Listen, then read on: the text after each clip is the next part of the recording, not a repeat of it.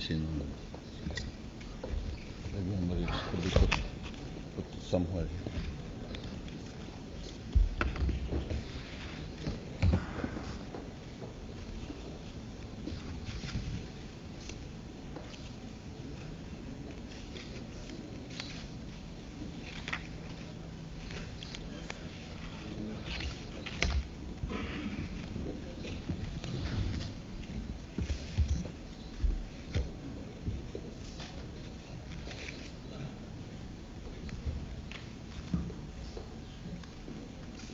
I'm ready.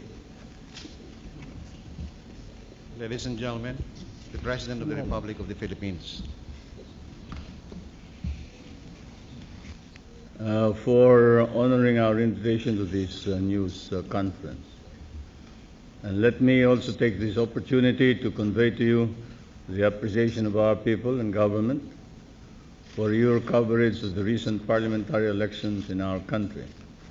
However much we may differ with respect to our perceptions of these elections. 11 days have now passed since our country held elections for the Batasang Pambansa, our national parliament. Although the official canvass of the returns still has to be fully completed, I understand 40 seats have not been proclaimed. We have today an already clear idea of the conduct of and possibly the outcome of the balloting.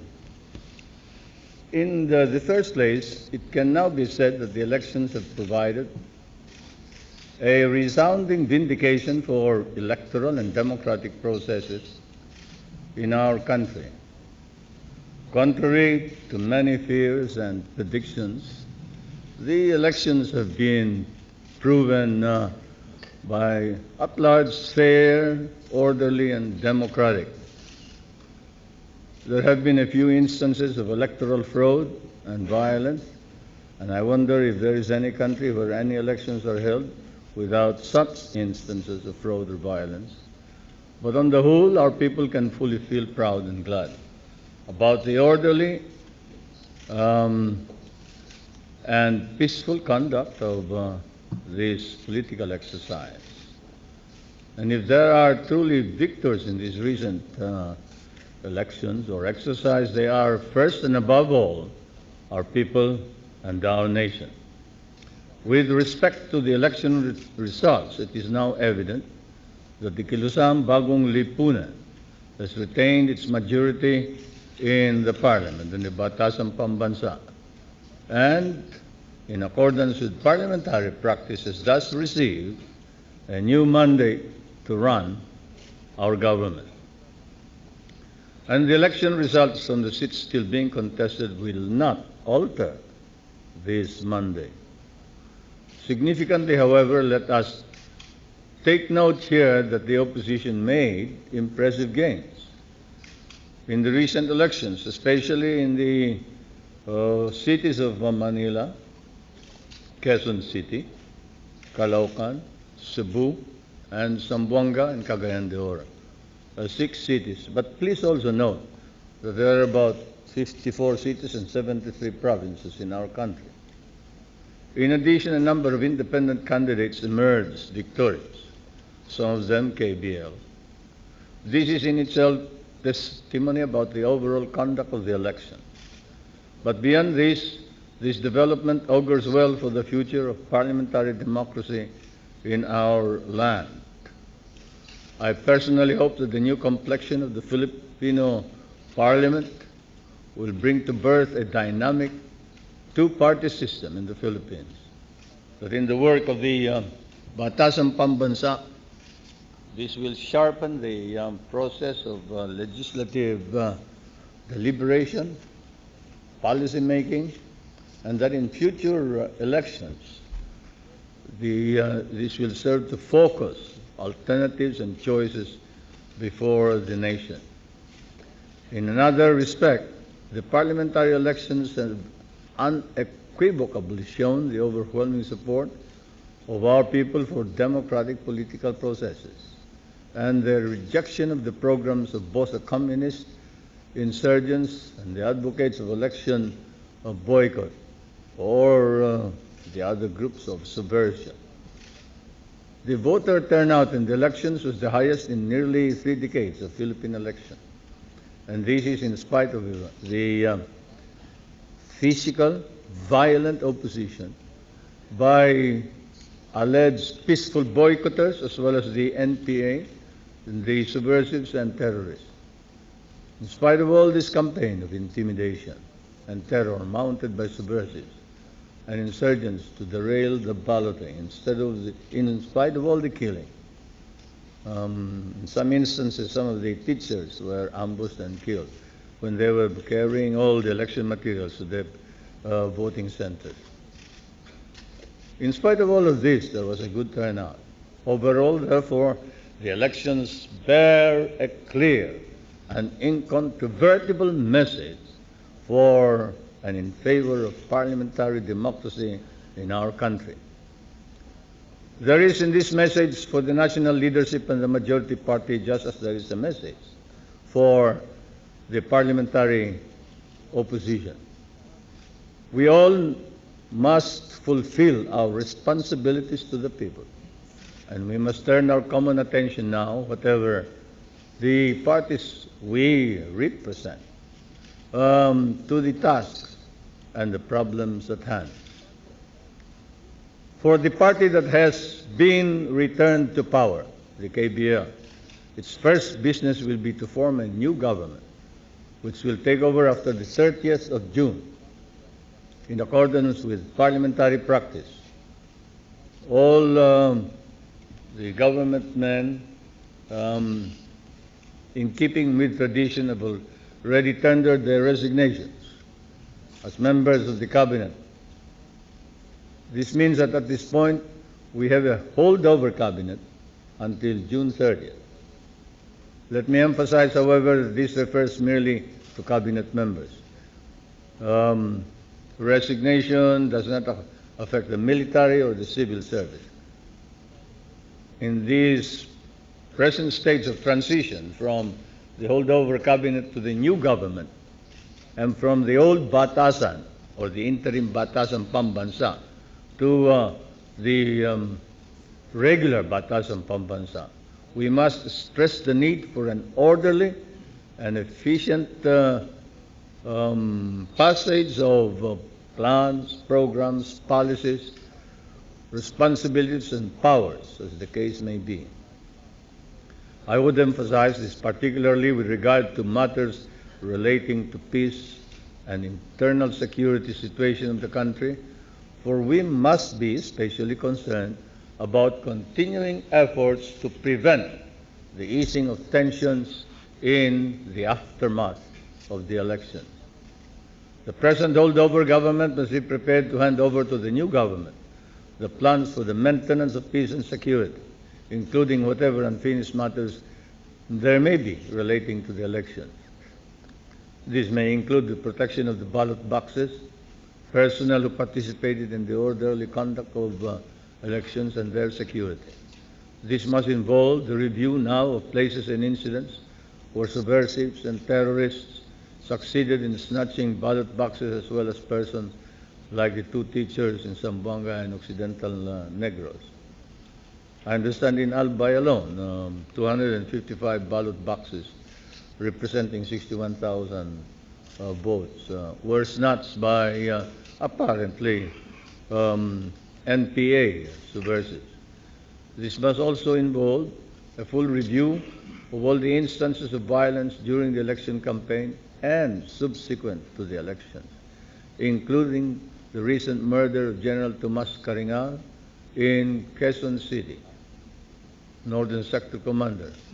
All of us have reason for concern about the recent wave of violence and challenges to peace and order because of the pattern of terrorism and intimidation, coercion, which it shows. And apparently the message that they are conveying to us, that they are going to go through with this program and this policy of terrorism. Already we know of the heightened campaign of subversive groups to undermine the elections, to prevent people from voting, that we all know, to intimidate the candidates from campaigning and to prevent law enforcers from policing the elections. The successful conduct of the elections, however, fully shows that these efforts failed. But now it would appear that their campaign of terrorism and violence is not over. In this, I believe, is a message which the entire nation must take to heart. The whole country, all our people, not just our government, not only the majority party, nor the people at large, but the opposition as well, since the opposition have indicated their close communication to the subversive terrorists of our country. Our very democracy and our republic are being challenged, and we must close ranks to meet this threat to the nation. I repeat what I have always said.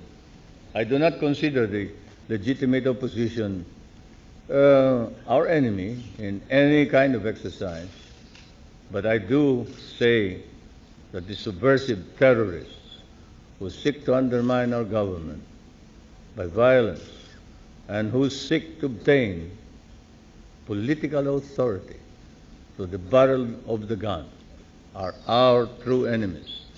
They have been our enemies in the past, they are our enemies now, and they will be our enemies in the future.